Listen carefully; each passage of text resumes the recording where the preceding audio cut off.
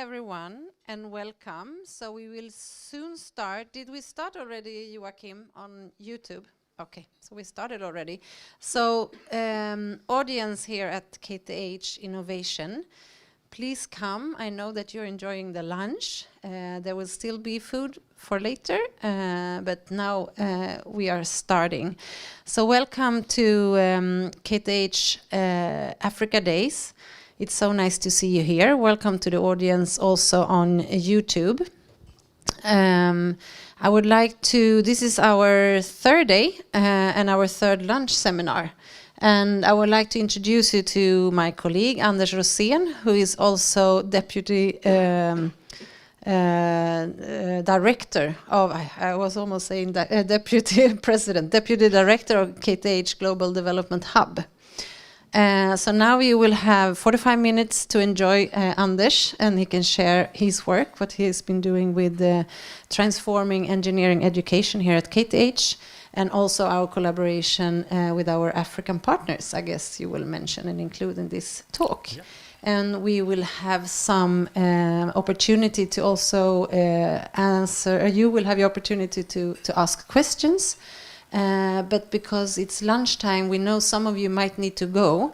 So we will actually, at 1, let the ones who need to go here in the audience to leave. But if you can stay, then Anders will be here for another 15 minutes or so to answer your questions, okay? So let's start this. Welcome, Anders. Thank you, Erika.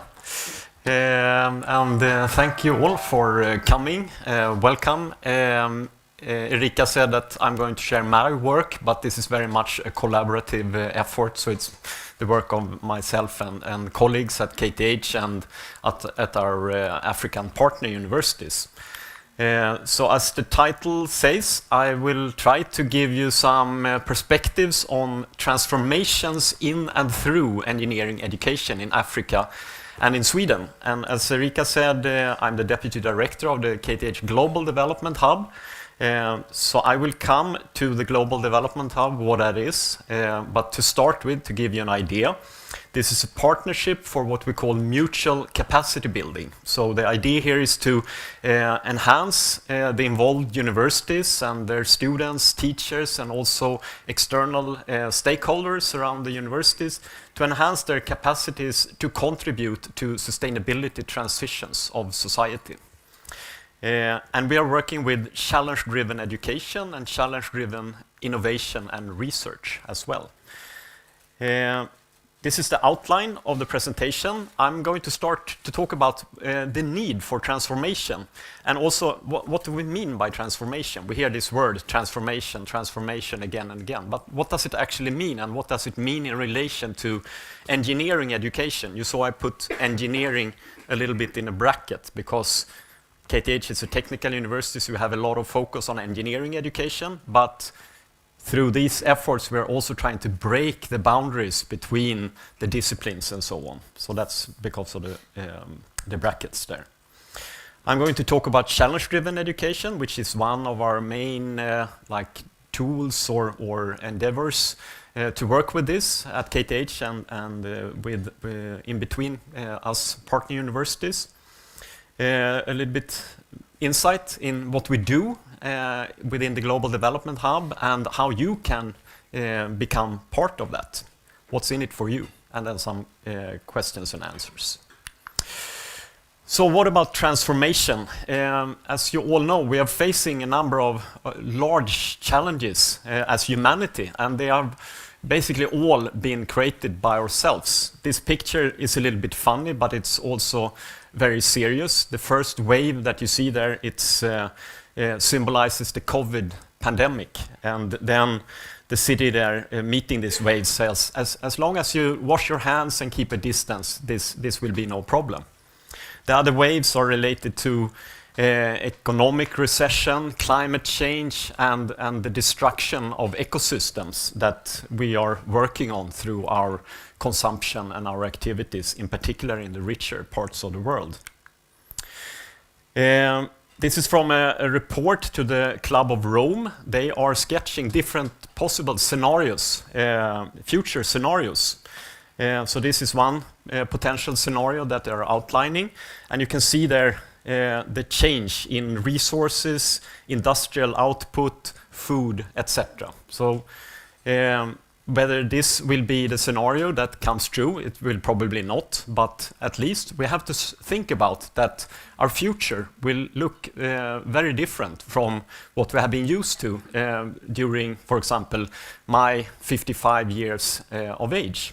And our students and you students, you will be living in and working in a future which has very different conditions compared to all the knowledge and technology and things that we have been building up in the so-called modern era, in particular during the last 50 or 100 years. The awareness of this situation is growing, fortunately, within society, within industry, within universities.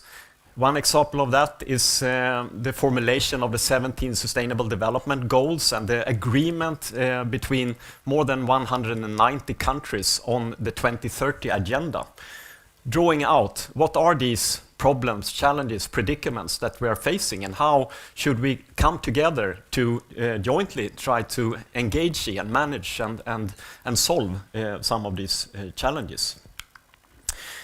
These challenges, they are characterized by large complexity. This is from a scientific report where they are studying the interrelation between these 17 Sustainable Development Goals. Beneath each and every of these 17 goals, there is between 5 and 10 targets that are describing what are we trying to achieve until 2030.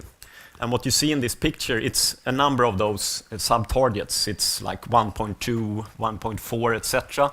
And these researchers looked at how are these targets and goals interrelated. And where you see gray interconnections, it means they didn't find any clear interconnection. Where it's green, it means we have a synergy opportunity there. So working towards one of those sub-targets automatically takes us towards a lot of other sub-targets. But then you also see red interconnections. That means there is a conflict. We try to work towards a goal which is beneficial, but at the same time we are moving in the opposite direction of another goal. We have to make trade-offs. These kind of problems or challenges, they can be described as wicked. It means that there are maybe no solutions. At least there is no one right solution. There might be multiple solutions. Maybe the problem we see is not the actual problem. It's just a symptom. The problem is somewhere else. There are value conflicts. There are so many stakeholders involved in these challenges, and they might have opposing ideas of what is the problem and what could be a beneficial solution. So this is the reality. This term, wicked problems, was coined within sociology in the 1970s, but it very closely also relates to challenges with climate change, for example, and poverty, criminality, other challenges that we are facing. In this report by the UNESCO, United Nations Authority for Education, Science and Culture, it's from 2021, they are exploring what about engineering and sustainable development? What is the condition there? What is the status? And they clearly draw out that there are significant gaps between the current engineering capability in society and the needs to meet all these societal challenges, for example, related to well-being, climate change, biodiversity, etc. What does that gap mean? They are looking at different problems. We can characterize problems in a very coarse manner here. There is no problem, there is an obvious problem. An obvious problem, it's a known problem, and it has a known solution. Many problems that we deal with in everyday life, they are that kind of obvious problems. And then there are complicated problems. The problem is known, but the solution is not completely known. And that's many of the technical development efforts that we're doing. We are going to design a car, so we know that the problem is transport, and we know quite a lot about that problem. But the solution, it's not there already. We have to design the solution.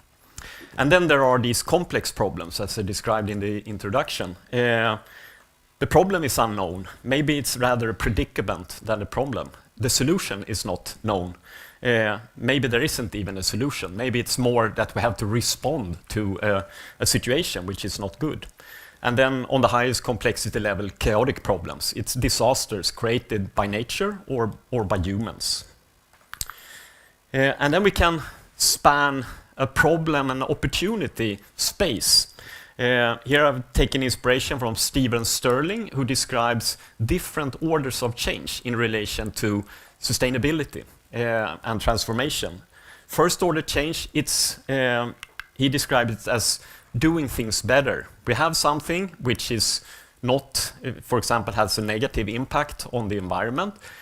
We improve the efficiency of that. For example, cars. There has been a lot of work to reduce fuel consumption, for example. Shifting from combustion engines to electrical engines. There could also be, basically we are having the same thing. We have cars used for the same thing, but maybe we can reduce the negative impacts by making things better. The second order change described by Stephen Sterling is to do better things, reconsidering, okay, we are doing in this way, we are having private cars, maybe public transport would be a better thing. Maybe we should make larger system changes which makes possible that kind of changes.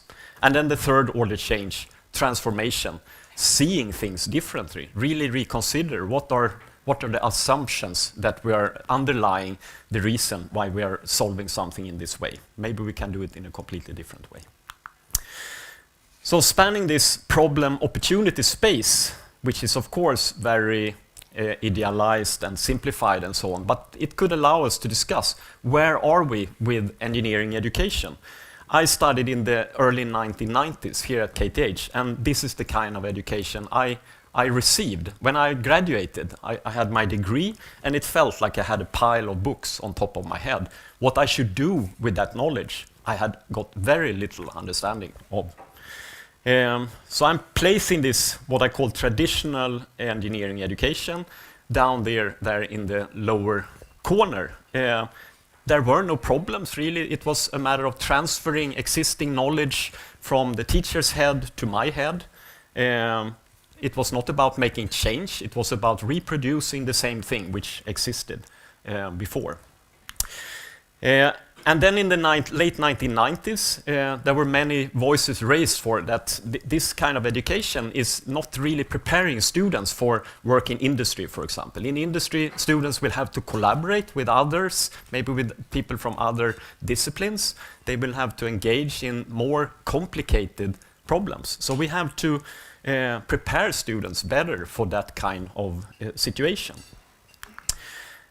So then engineering education has been going through a reform during the last couple of decades. For example, letting students work in projects in collaboration with the other students, working with actually developing technical systems. So that has been an improvement. But then if we're looking at these societal challenges and environmental challenges that we are facing now, we can position them up there in the right upper corner. These are really, as I said, complex problems. Sometimes they're even chaotic problems. And the needs for change, it's not about just doing what we are doing a little bit better. It's really about doing better things and going even further, reconsidering in a more deeper level. What is it actually we are seeing? What is it that we need to change? So then we can ask, where and what should engineering education be in this landscape of problems and needs for change? We have to consider how we can further reform engineering education and transform it. How can we prepare students better to live in and work in this world of complex problems? Of course, this doesn't mean that we are scrapping everything that we have. There is a lot of knowledge which we are going to continue work with and teach students in. But we have to ask ourselves, what should we get rid of, and what new things do we have to include in engineering education? To understand this even more, we can look at this simple framework of different levels of knowing, also by this guy, Stephen Sterling.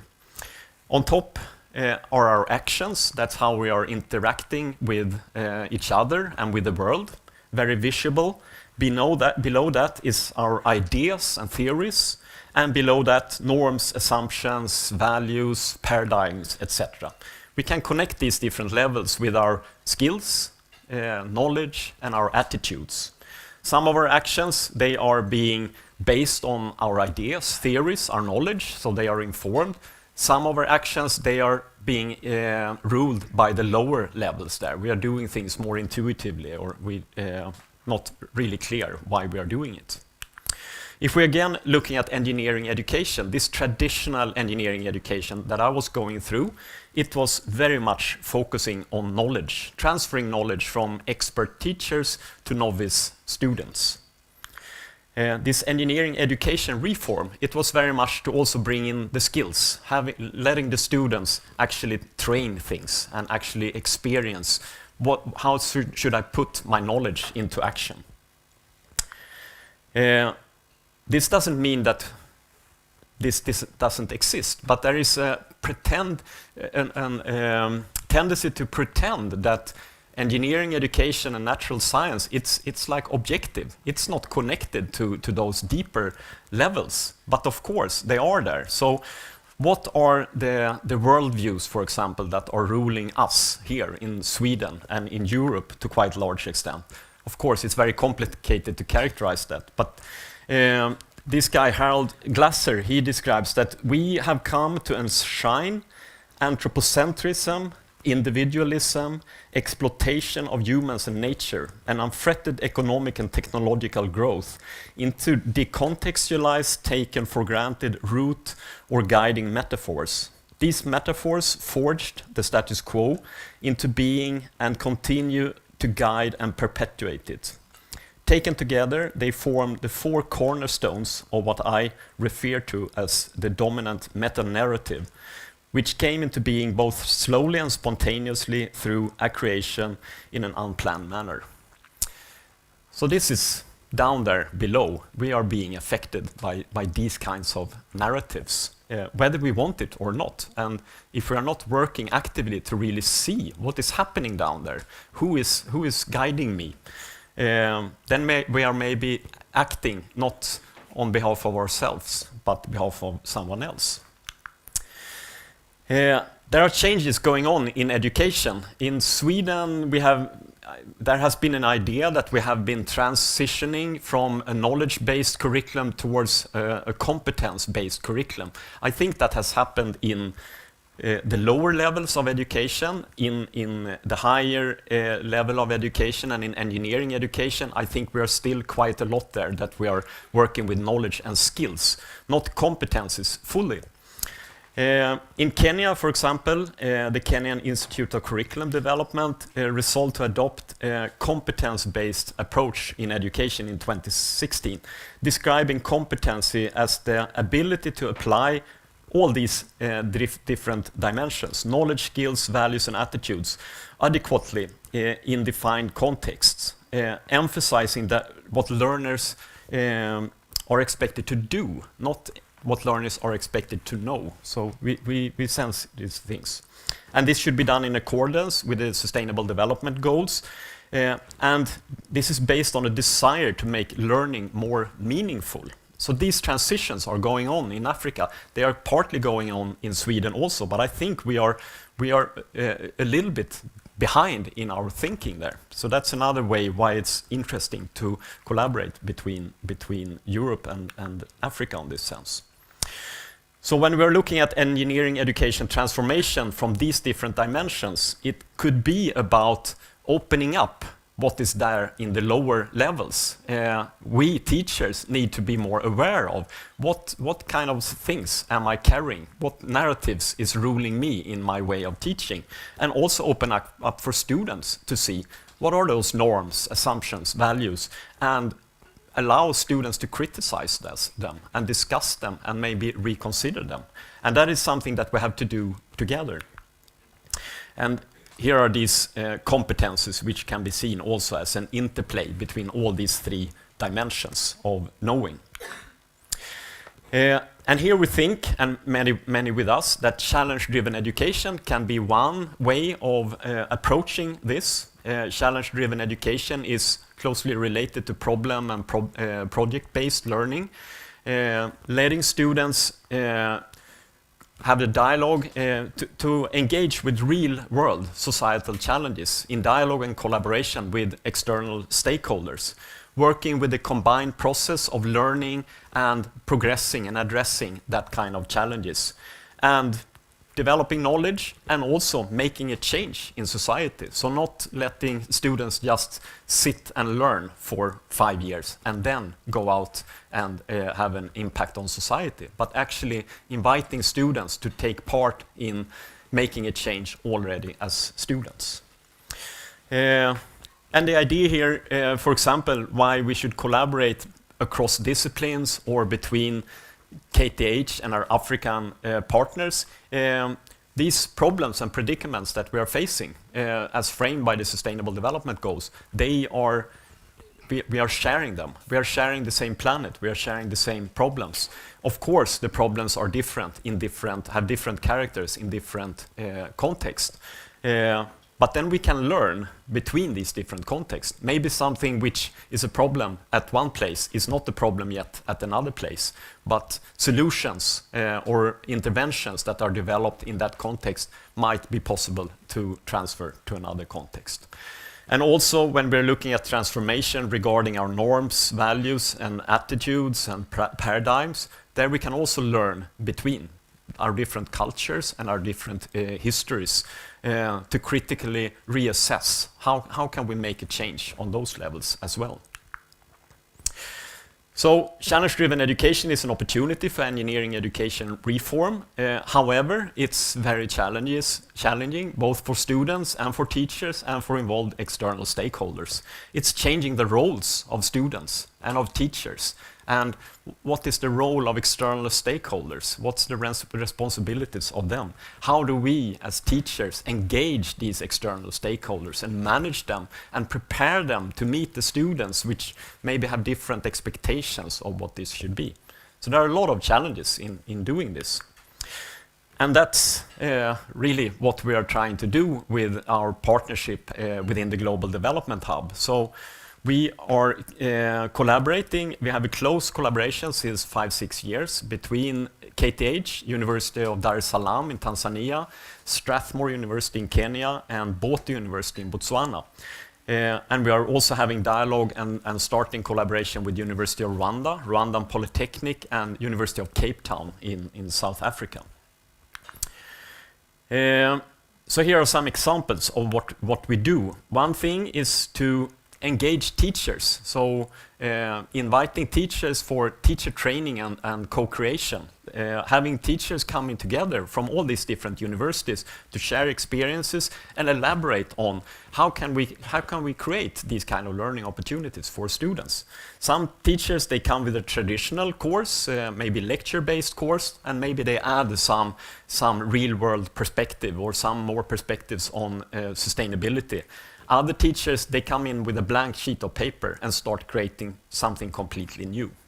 So this is one thing that we are doing within the Global Development Hub. Then we have a student exchange program so that we are sending students from KTH or supporting students from KTH to go on exchange to the African partner universities and vice versa. Having students from the partner universities coming for one semester at KTH. So here's the history of incoming students to KTH. We started already in 2017, and then you can see in the right column there, that's how different courses have been developed at KTH, building capacity at KTH to have more challenge-driven education in our curricula. And the same with at the partner universities. Our colleagues there have been working with exploring challenge-driven education in various ways, building capacity for their own students and also for KTH students to come there on exchange. Here's an example of one challenge-driven project in Kenya. Here the students, they got a challenge from the Nairobi community. How can the livelihood of street vendors be improved? So the students here, they went out in the street markets and engaged with the street vendors there. And they found that street vendors selling vegetables and fruit, they wanted to work with them because they had a problem that their products were getting bad in the sun over the day. So they needed a better way of storing their products. The students were thinking, we have to give them a refrigerator, but that was not possible from a practical reason and from an economical reason. But then these students, they found traditional techniques from the rural areas in Kenya, where traditionally one digs holes in the ground and then covers the wall with charcoal. And charcoal is very porous. So then when sprinkling water on the charcoal and letting that water evaporate, that takes energy from that, lowering the temperature. So the students, they were building portable versions of these kind of refrigerators with material that the street vendors could find in the street markets. And they measured, they tested this together with the street vendors, and they can measure that it's not a dramatic decrease of temperature, but a few degrees. Their products could stay for some hours more, and they could earn more and all the benefits around that. Here is on the other scale of what the challenge-driven project can be. This is one of the challenge-driven courses at KTH, Challenge-Driven Innovation for Sustainable Development. Here the students work with various external stakeholders, and in this case they worked with one of the larger hospitals in Stockholm, and they got the challenge that about, I think, 7% of the patients that come to the hospital to be cured, they're actually infected by other infections. And this is a big problem all over the world. Nurses have to work a lot to clean everything and to manage these hospitally acquired infections. The students engaged with patients, doctors, nurses, and they developed a gigantic system for bed washing. So there is an automatic transport system in the hospital. You can see the floors here in the hospital, and then they designed a bed washing system so that the nurses can take the beds, they are transporting down to this system, and they are being washed. So here are really on two completely different scales of what these projects can be about. Examples of some achievements. University of Dar es Salaam, they are one of the forerunners in working with challenge-driven education. They have various activities, and they work also with incubation activities after. So there are student projects mainly for learning, but then also working really on how can the students take these ideas further for impact, either for an external stakeholder or for themselves starting up an enterprise. So here you have some numbers recently. 18 incubatees registered 7 companies based on challenge-driven projects. And they have developed prototypes and media exhibitions. So this is really great achievements at the University of Dar es Salaam.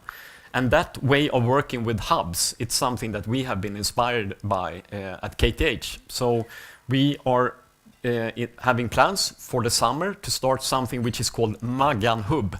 And that's a bit strange name, but it's named after Maggan Norell, who was one of the founders. She was a former vice president at KTH, so she was one of the founders of Global Development Hub. And she's co-sponsoring this hub.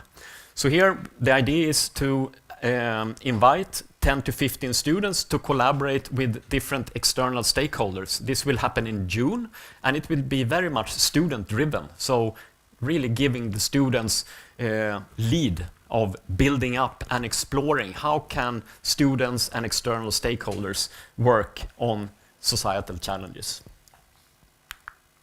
So what's in it for you? If you're a student, welcome to join CDE courses at your own university. So there are such courses at KTH and at the African partner universities. You can apply for going on 1 semester exchange. If you are at KTH, you can go to one of the partner universities. If you are at one of the African partner universities, you can come here on exchange. I know we have some in the audience here who have just come. Could those of you who have been or are going to go on exchange just raise your hands so we can see? Yeah, so here we have some both incoming and outgoing students. That's great to have you here with us. You can apply to join this Maggan Hub. We are going to announce how you can apply for that. So we are inviting students to apply, and then we are selecting the best or most suiting students to be there. And welcome to become an associate. You find posters around here. So we are trying to build now a community of students and teachers and external stakeholders so that we can share ideas and continue co-creating these activities.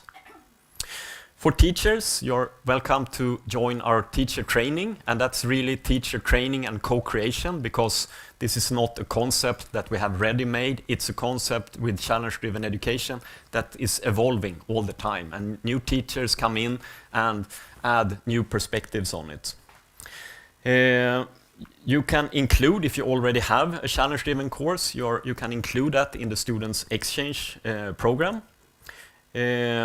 You can collaborate, find ways to collaborate with colleagues at partner universities. We have some funding opportunities for that as well, both for student exchange and for faculty exchange. We are now developing an Erasmus project in collaboration with our African partner universities, some more African partners and some European partners, and that we will hopefully start in 2025, where we can also have involvement of some more teachers. And also teachers are welcome to become associates to Global Development Hub. And for external stakeholders, companies, state authorities, civil society organizations, welcome to engage also in these activities, find opportunities to collaborate with our students, with teachers, with researchers in exploring future challenges. And this is an opportunity for companies maybe seeing things or wanting to explore opportunities for the future, or facing challenges that they want to engage with students. And it's of course also a very good opportunity for companies and students to get to know each other, maybe for future further collaboration. So, I have talked a little bit about the need for transformation and what this transformation might mean in the context of engineering, education and change. Shortly about challenge-driven education and Global Development Hub, and then some ideas of some of the activities that we're doing and how you can be engaged if you want. So with that, I would like to thank for your attention and welcome questions or comments or reactions.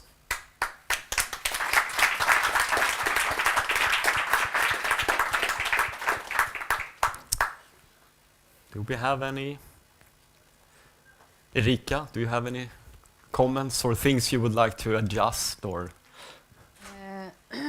Maybe, but let's start with the questions here. I can see. And also, Levi, do you have a question on YouTube? We go here and then we take a YouTube question, okay? Thank you. Challenge-driven education, your strategy for developing it at KTH and the partner universities, just in practice, or what does that look like, and how does one get involved in that? Or the teacher training, thank you for the question. The teacher training that we have, it's a very good tool for that. So we have an established pedagogic course at KTH, which runs during the spring semester.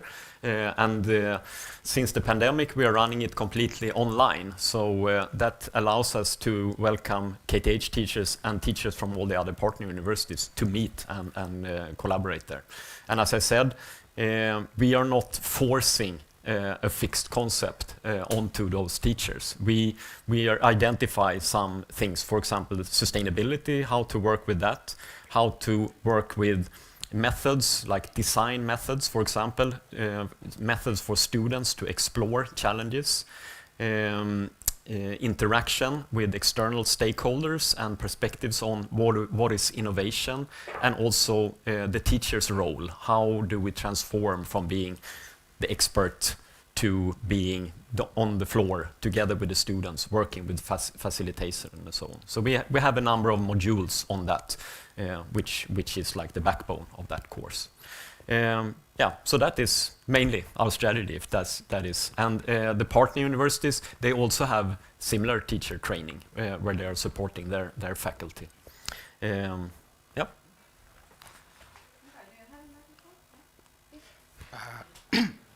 Thank you. So there's a question from Elizabeth. I don't know where she's joining us from, but she's asking, are there matchmaking events for different stakeholders?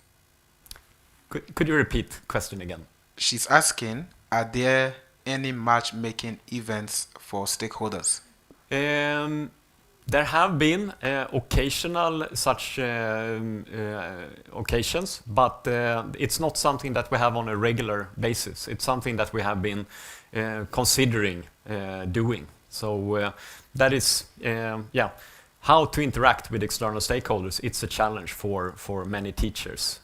So that's a good idea and something that we should explore further. Thank you. Thank you. So I also have a personal question or like a comment or something. I think the challenge-driven education is kind of really interesting, and coming from Strathmore, I've seen it being something that has taken, spotlight in Kenya from the primary to university education. But I wanted to ask, to what extent? Because if you only focus on challenge driven, you get to create students that tend to be tied to the current situation, and courses that require first principle knowledge tend to be obsolete. For example, I mean, what would I do with theoretical computer science or theoretical physics? But then these first principle knowledge tend to be the ones used to make new things. And so how do you accommodate courses that are totally theoretical and they provide the underlying foundation for innovation, and those ones that really, attack the problem on ground, that will be addressed by the challenge-driven education? Thank you for a good question. What we are promoting is not to leave or to under prioritize theoretical knowledge, of course, but it's to stimulate and promote this situation where there are problems and challenges of very high complexity. So then only having students engaging in theoretical knowledge is not helping students to prepare for reality. So that's of course a challenge when we are bringing in this kind of learning approaches and having students work with more complex situations. Does that mean that we have to reduce the theoretical content, for example? That's an ongoing debate. For my own sake, for example, when I have started to work with bringing in sustainability and that kind of more complex challenges in my technical teaching, I have experienced that is actually not, what should you say, it's not a zero-sum game. Bringing in more complex questions can actually enhance the technical learning for the students. So I think we need both, but it's a challenge to see how do we find a fruitful dynamic between the old theoretical deep knowledge and this kind of more broader cross-cutting learning in all these dimensions. So thank you for that question. I would like to comment again your question there, our strategy for doing this. We are also doing research on challenge-driven education. So we are like developing knowledge and finding evidence on what is actually happen in this learning, in this intertwined learning innovation processes. So that is another part of our strategy, to both work very practically, but also jointly building more deeper knowledge and understanding of this. Any more questions? Yes?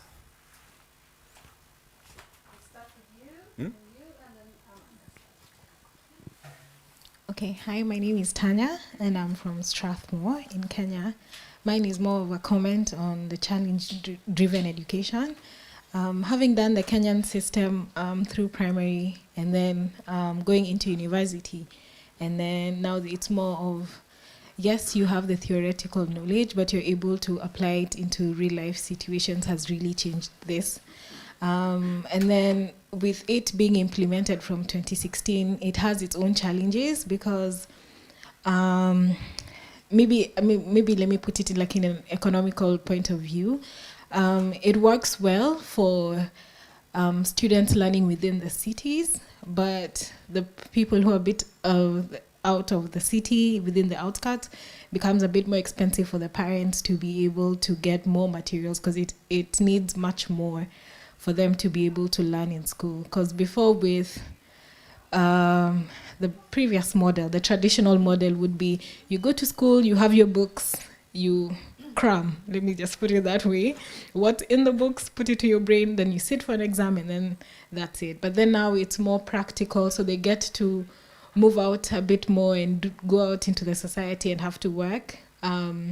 So that becomes a bit more economical. But it is working, so I think it just needs a bit more implementation and changes here and there, but it's a good way of doing things. Yeah, so those were our comments. Thank you for that comment. It's an important one. And maybe those economical challenges that you see, maybe that is also something that we can come around through rethinking, and how do we support students in being maybe a little bit more self-directed, for example, than just having to be led by the teacher and so on. But that's an important issue that you bring up. Thank you. We have one question from YouTube. Yeah. Okay, so there's a question from Anders, and he's asking, would information that is literacy or competence, be something that could be chipped into the effort, and could the KTH library be a player that contributes to this effort? Yes, interesting question. I would say, of course. I've had a couple of years ago, we had a dialogue with the KTH library, how we could collaborate on challenge-driven education. So, yeah,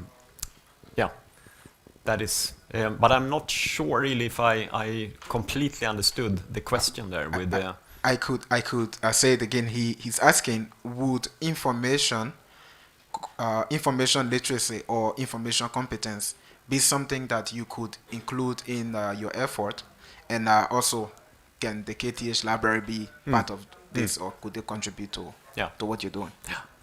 Yeah, there might be bad examples of project-based learning, which is like guesswork, where students are doing things not founded properly in information and knowledge, and that is, of course, something that we have to try to avoid. Another term we hear is learning by doing, and of course, learning by doing might work, but I would say that learning by doing and reflecting, that is very important. So I'm a little bit skeptic to that term, learning by doing, because if we should do deeper things, reflection and information is of course very important.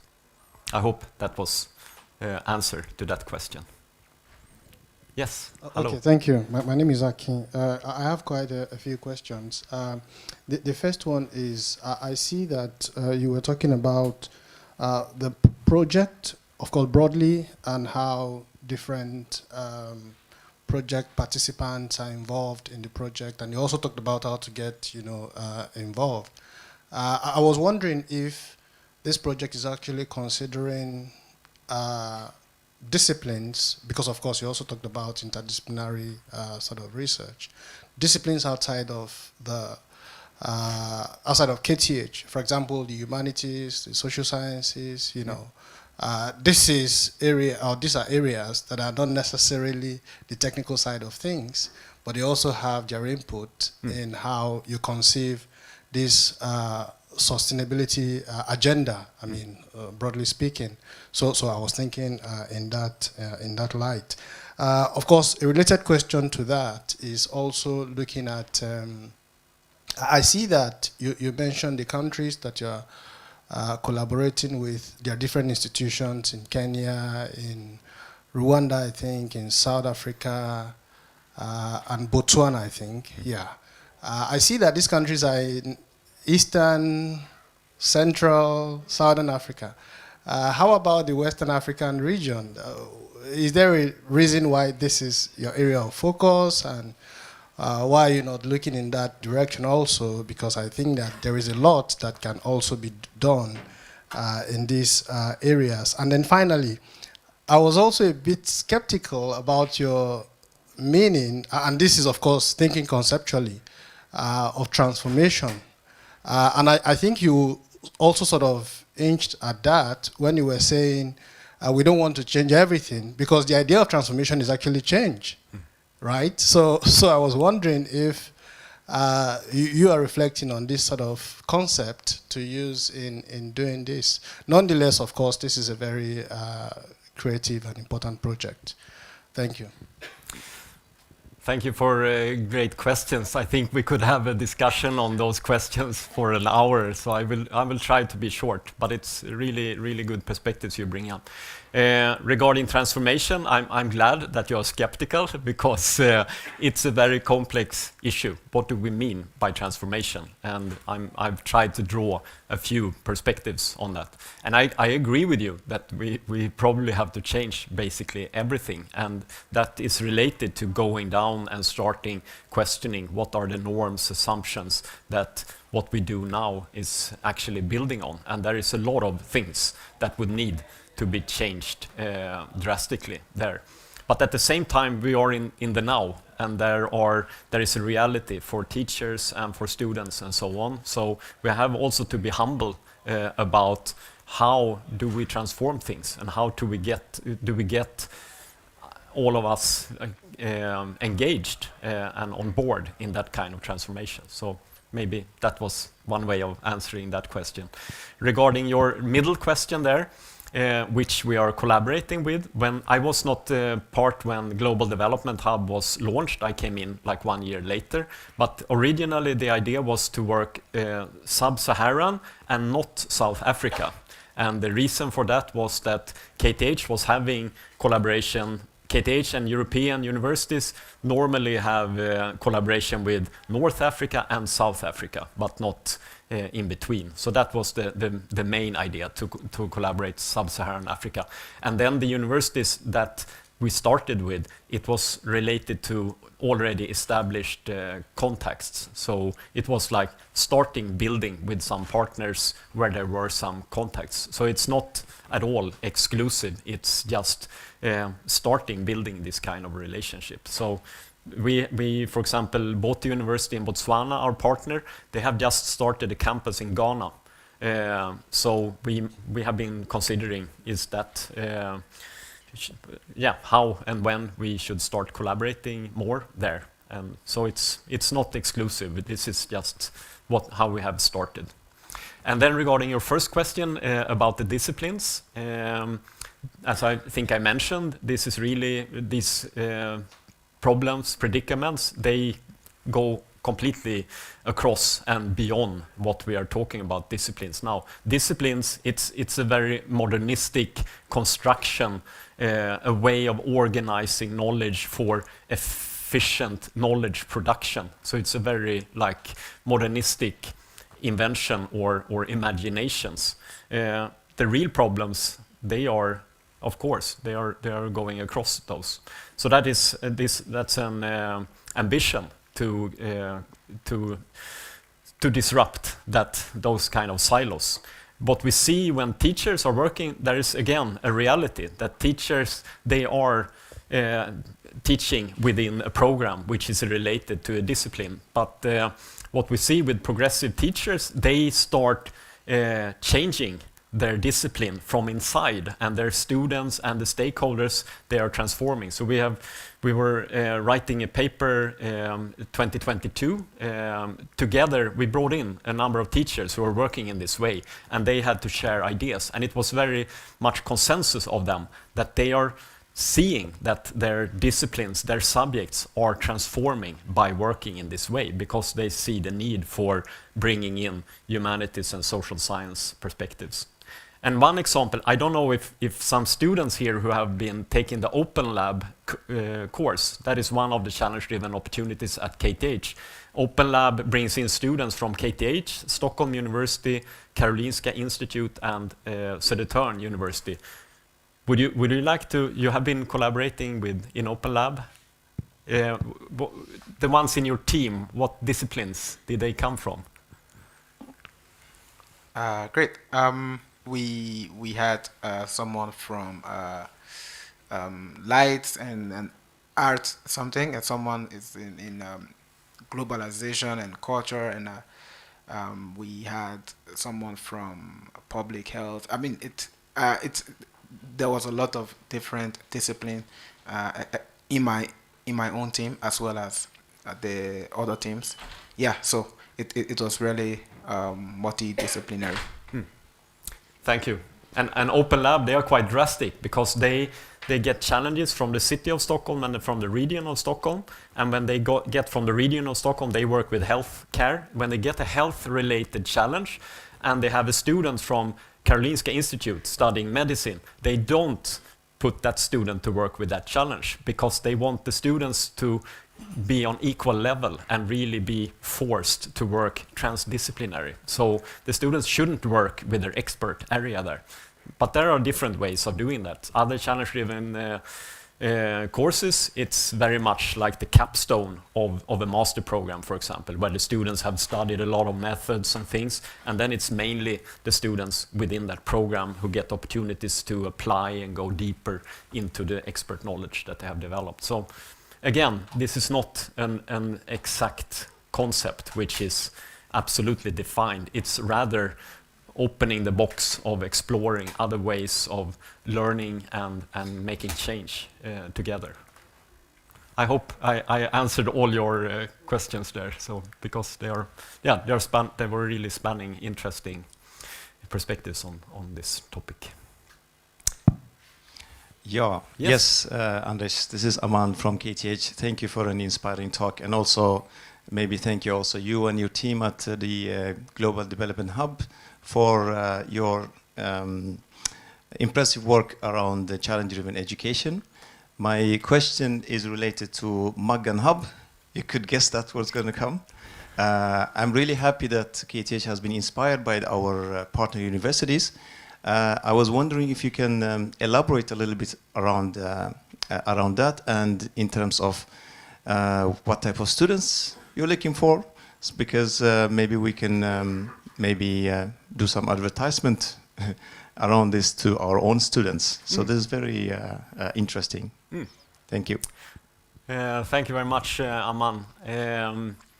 Yeah, I'm not leading the development of Magan Hub, so I'm not. I don't know all the details there, but we are looking for students who have. Primarily, we are looking for students who have some challenge-driven experience, because we are bringing in teachers, but we really want to explore how can we create something which is driven by the students. So really exploring new ways of doing things. And that's one of the inspirations from the University of Dar es Salaam. They had several hubs at the College of ICT. Some of them were focusing on a particular technology, for example, financial technology was one of the hubs. Another hub was in close collaboration with UNICEF. So they were working with children and challenges for children in precarious situations. And then they have one hub which was open for students to come up with challenges to work with. And there they had older students who were mentoring younger students. So that kind of very like open opportunity. And we have a dialogue with a few external stakeholders. So our idea is to have one industry stakeholder, one public sector stakeholder, and one civil society stakeholder. We'll see if we go through with that for the first round. But really also creating an opportunity for external stakeholders to find unusual meetings. Yeah, and the time will be basically during June. So starting with a challenge, and the students will go through a meta process. So they will create what this should be. They should run a smaller challenge-driven project over 3 or 4 weeks, and at the same time reflect on, okay, how can this be taken further? What kind of meta learning is being done there? I don't know exactly. Do you know, Erika, when we are announcing? We are going to announce to students very soon, I think. Invite for this. We don't have a date yet, but we have said we need to do it quite early this spring semester. So I hope within a month. Yeah. Yeah, but I don't have a date. The latest in a month. And if you have earlier. questions, you can always send me an email, because I will be also involved in the communication with the students who will apply and so on. So I can even add you on a list, even though before we had, organized this. So then I can make sure to send information to you when we release this announcement. Yeah. And this is a pilot. We have some funding for piloting this summer, but the idea is to create something new, which is standing. And I think we can also maybe relate this to this question from external about matchmaking between external stakeholders and students. That we see that, how do we create a space for society and students and university to meet and collaborate on societal challenges. That's what we are aiming for. But where we are getting, maybe it will be just a pilot and nothing more, but we are aiming for, this is starting exploring things. I hope that was kind of answer to your questions, Saman. Yeah, thank you. Yeah, we still have time for a couple of more questions. Yeah. So. Hello, I'm Ida Nilda, and when we're talking about West Africa, I got going. Because I have different hats, but I also will be in the board for regenerative innovation in Lisbon soon. And one of the challenges I also looked at in the Swedish context or Baltic Sea context is the effects of textiles on pollution in waters, okay? And that is also one of the main challenges for Ghana and West Africa, because the landfills and a lot of pollutions that also affects the land, not only the seas, the ocean. And this is something that we have all over the world. So I think I would like to put that challenge for you, and if you need any collaboration, we the directors of the foundation have started up a globally connected foundation, which is one of the first that looks at water, because in Portugal is where the lands, the land ends and the sea starts. So this is an extreme important. So if any students are interested in that, we will surely be interested in helping out. Thank you. Thank you very much for such concrete formulation of a challenge and offer.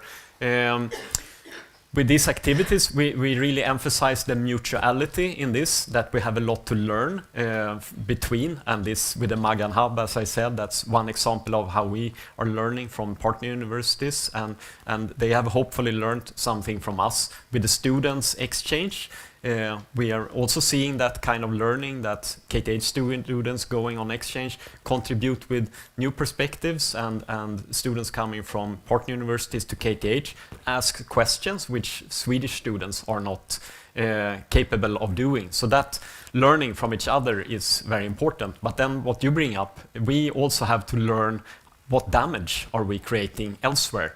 That's another very important reason why we should collaborate in this way, because we are doing things, we are changing things in our technology. We think that we should do something better, first or second order change, but actually we are doing something worse somewhere else. And that awareness of the impact of our lifestyle and our attempts to make a change, they must be, we must bring them up to the surface so that we make sure that we make more good than we make bad. So, and that's an excellent example. And conflict minerals is another thing where we are working on changing our technology, and we think the technology which we have here, okay, it becomes better, the emissions becomes less, but we move the problem to someone else. So that's a very important issue. Any other questions? We can just have a chat. I know there are several others who have experiences from exchange who are here. Would you like, you have been on exchange to Strathmore, right? No? Yeah?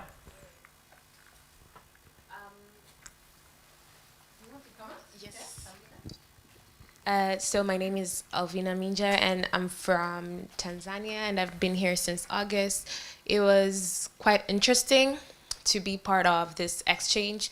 There was a lot to learn, and it was good to also like find the balance of how our countries back home and the things that happen in Sweden, and how we can put the knowledge that we get here and the technologies or the advancement that Sweden has here to impact the societies back home. So that was at least what I found interesting. I mean, I took a lot of other courses too, but yeah, it was a good time to be here.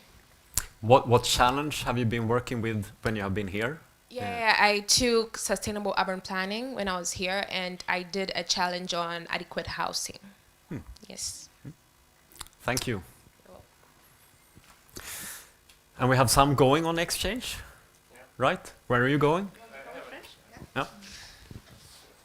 So I'm reading computer science and IT, and I chose it because I like the subject, but the biggest drawback with it, as I see it, is that I don't see a big connection with sustainable development.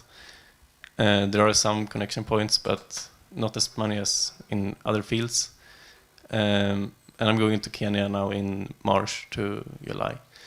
What connections do you see between computer science or IT and sustainable development?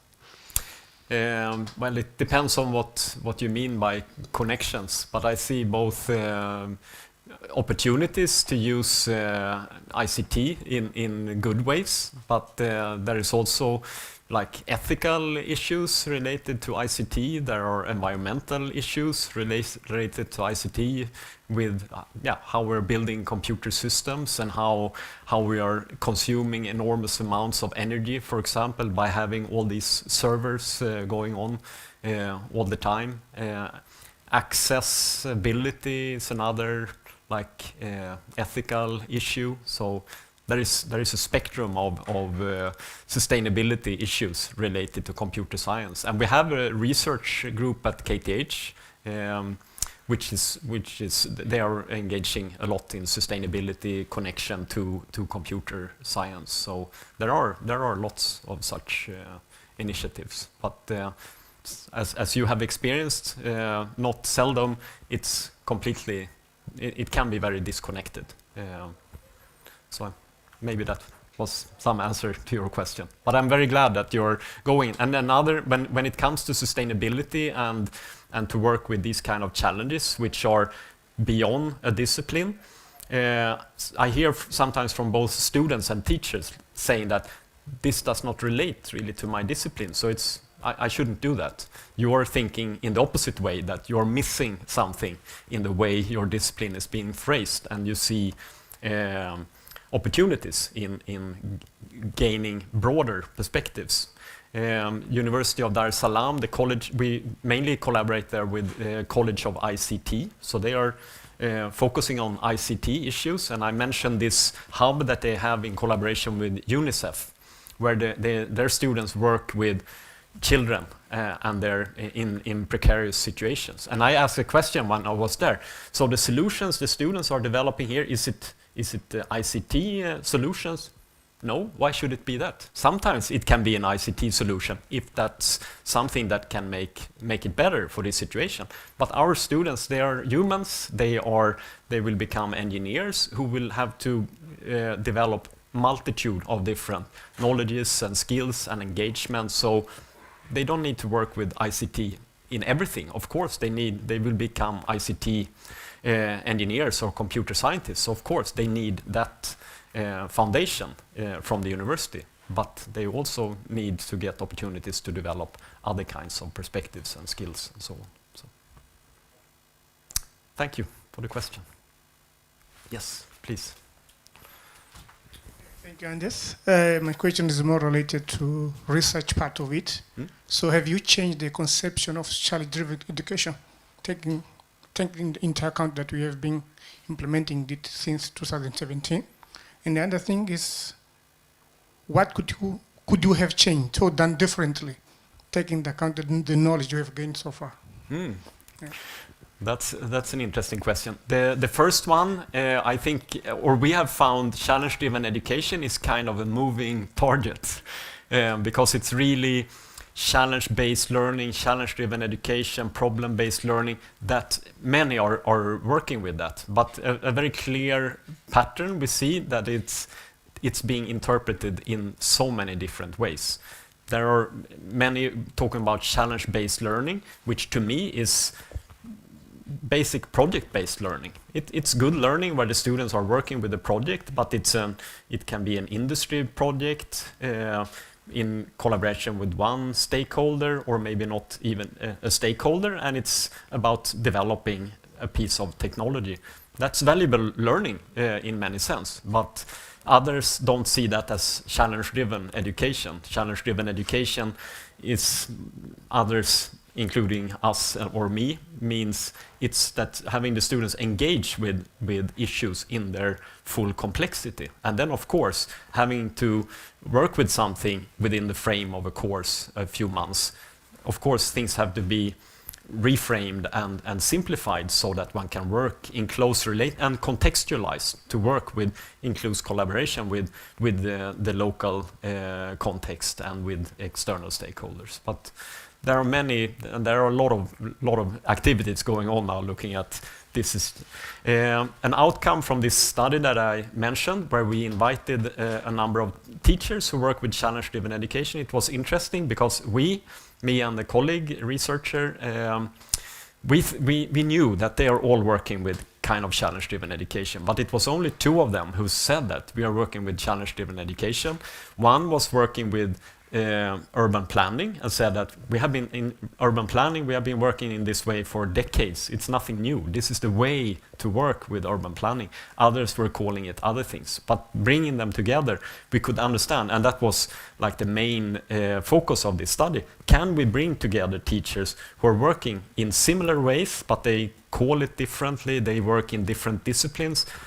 Can they see similar things? Can they learn from each other? And we were thinking, can they even create joint interventions, things that they want to go deeper in their learning approaches, experiment with that in their different contexts, and then come together and share experiences from that. So there is a lot going on, and it's, yeah, we are trying to enrich it and deepen it along the way. And then your other question there, what could we have done differently? Well, it's yeah, everything, I guess.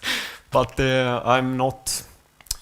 Yeah, it's not something that we are doing things and adjusting things all the time along the way. So I have difficulties to say that, yeah, we should have that instead of that. Were there something? Can you help me answering that question? Was there something in particular that you were having in mind? Oh. Maybe Mats can answer that question. You have been involved in this also, kind of on the side. You're welcome to comment, Max, but I have to say we have to stop soon. Yeah. We can continue the discussion here, but we have a time frame to stick to. But do you Good. want to comment? I can comment that very shortly. I've been involved a bit. It's a very good question that you phrased. I think partly like Anders says, that there has been for you a very much a continuous questioning in that respect. But I think that one thing that could have been done more open was kind of as what you say at the end here. There are so many words for it: problem-based, project-based, etc., etc., etc. I think that the work that you did on trying to get them together and show that they are complementary, and there is no contradiction between it. It's a complementary way of approaching societal problems. That can perhaps be more visualized to see that, okay, there are so many ways of doing it, and there is not a single way, but by seeing the connections between them, then you can even improve further. Perhaps something like that. Yeah. That was a good perspective. All right. Yes. So, do you want to say some final, or can I? No, I'm just thank you all for taking part in this. This is a joint venture. Thank you. Yes, before I say thank you to you, Anders, I also want to just say, you mentioned before, we have some notes up with QR code, the KTH in Africa community. It's for students, alumni, staff, and so on. So you can look at these signs and QR code and even sign up if you want and read a little bit more about it. I would also say that if you want to continue to talk with Anders, me, or any of the other colleagues in Global Development Hub, we will actually have a drop-in fika tomorrow at 4:30 in the afternoon. So it will be on our event web, KTH Africa Days. You can have the link if it's on Zoom, or if you want to join, we will be here at this venue. So you can come and continue to discuss and also meet our other colleagues. And with that, and also please look into the seminar tonight. We have a seminar on decolonialization. Tomorrow evening we will have a movie and also another lunch seminar. So take a look at that and please come and join and listen and learn. So now I have a small gift to Anders. This is for you. Thank you. Thank you so much for coming. It's campus honey. Thank you. So it's honey from the bees on our campus. Thank you so much for enriching our lunch. Thank you. Thank you to the audience.